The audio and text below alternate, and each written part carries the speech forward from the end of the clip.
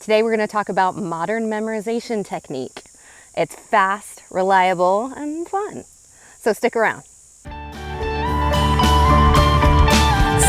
the lies, sever the ties, light up the skies with your dreams.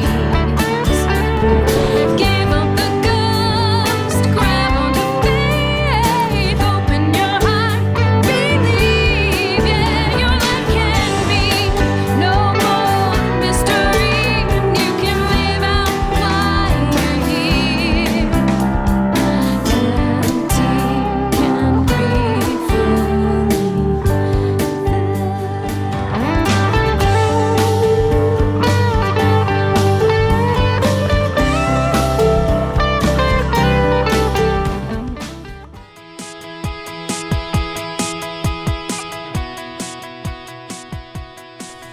Good morning.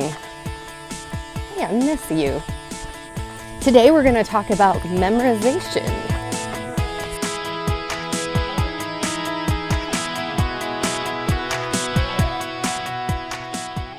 So, good news, I have an audition, or what I like to call a meeting.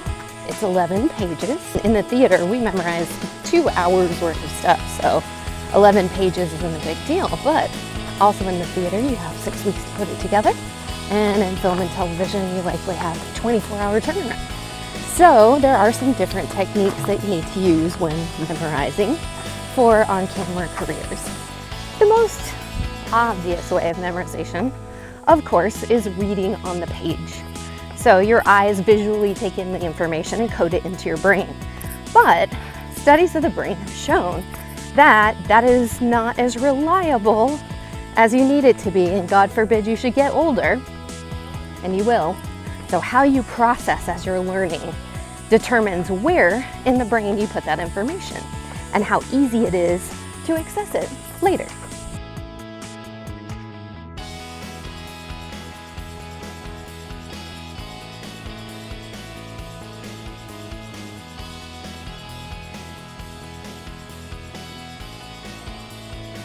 Second way some people memorize is to listen.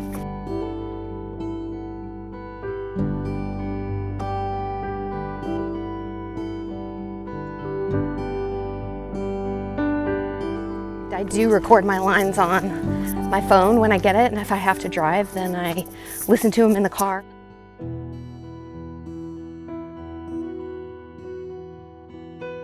I have an audition that's 3 scenes, and so out here this morning I have recorded the scene, both parts, into my phone so that when I'm not talking to you, I can be listening. I will pause it, say my lines, so it's like practicing with another person.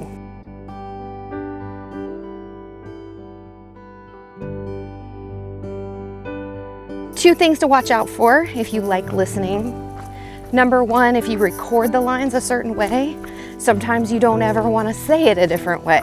So if you record the lines that you're going to say, try to do them a little bit monotone or not with acting feeling behind it, so that you are more flexible when you say those lines. Otherwise, you'll just only hear them the way that you recorded them. If the other person that reads along with you during the audition doesn't read the lines the same way that you did when you were cueing yourself, that can trip you up a little bit, and your brain's like, wait, I don't remember my line.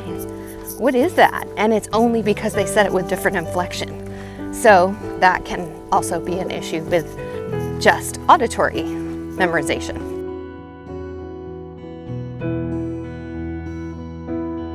If you learn something using auditory skills, it stores it in your brain in a different place than if you're visually learning. I think you can see where I'm going here.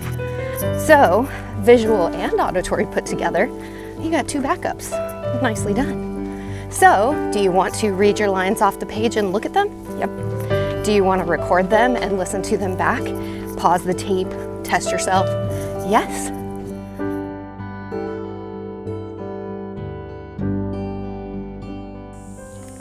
The third part of memorization, besides visually looking at it and auditorily listening to the lines, is to act them out.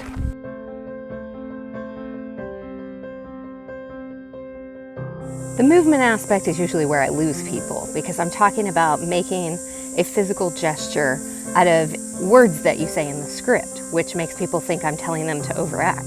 This isn't how I'm going to perform it. This is taking the information in so that I can access it later, tapping into different parts of the brain.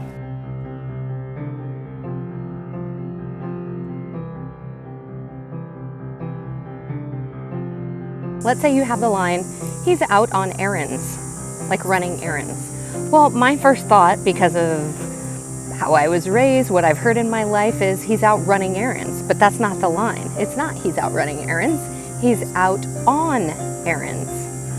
So for me, I will just, while I'm memorizing, take a moment and say, what can I do for he's out? I'm thinking baseball, he's out. Get yourself into your umpire mode. He's out on. And then errands, I would break up the word air, like air, and ands, the symbol and, like if I had two fingers, and. Now that I have my association, my kinesthetic association, I can say he's out on air, ands. That's, again, not how I act it. It's not what I'm thinking about when I'm acting. But that way, I've processed the information and learned it exactly correctly. That way I can let go of it and do all the super important artistry, layering things that I need to do as an actor.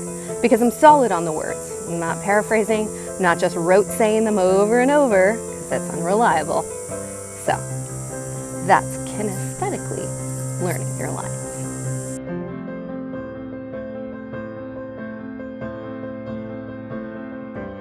It doesn't seem weird if you think about the theater.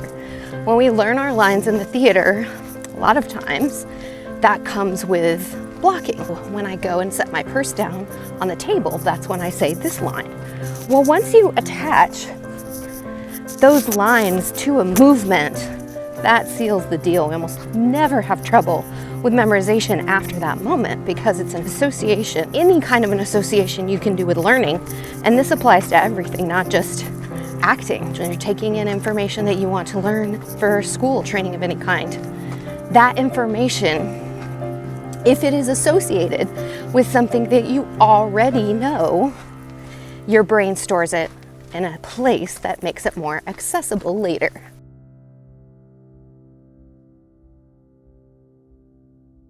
In on-camera acting, when we go to auditions, a lot of times we just stand in front of the camera in a close-up and perform our lines. There's no movement whatsoever. In fact, sometimes people who are used to moving are told, stop moving.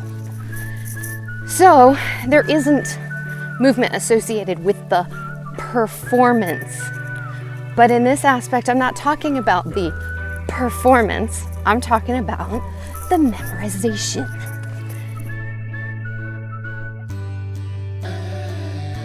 In the exercise portion of this, I will ask them to associate every word they memorize with a movement or an action, almost like translating it into ASL, except you're making up your own language. You don't have to do it with all the words.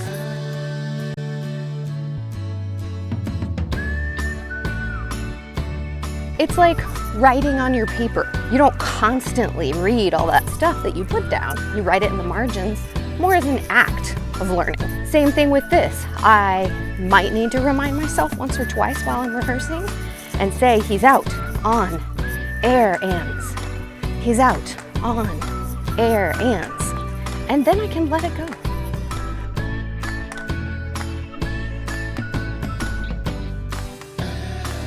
It's like computers, right? If you have something very important that you want to keep and you save it, then you probably stick in a USB and save it there. And then you probably save it to a cloud, right? You want to be able to access it from multiple places should anything happen. So this is a very important lesson to getting to the more advanced work in Kinexus, because the biggest challenge is to think of one thing while thinking of another, while putting all of these different obstacles and layers in your performance. So the last thing that you want to be doing is trying to picture the words. The words we want to just go away so that we can do the real work. So, advanced memorization techniques mean that I input the information in multiple areas of my brain using visual, auditory, and kinesthetic learning. That way, I have a better chance of doing the big work. So, modern memorization technique with Connexus. I hope you enjoyed this. I'm going to concentrate on looking at the slippery rocks and navigating the mud so I don't fall. We'll see you next time. Have a great day. I'm going to get back out there. You get back out there too.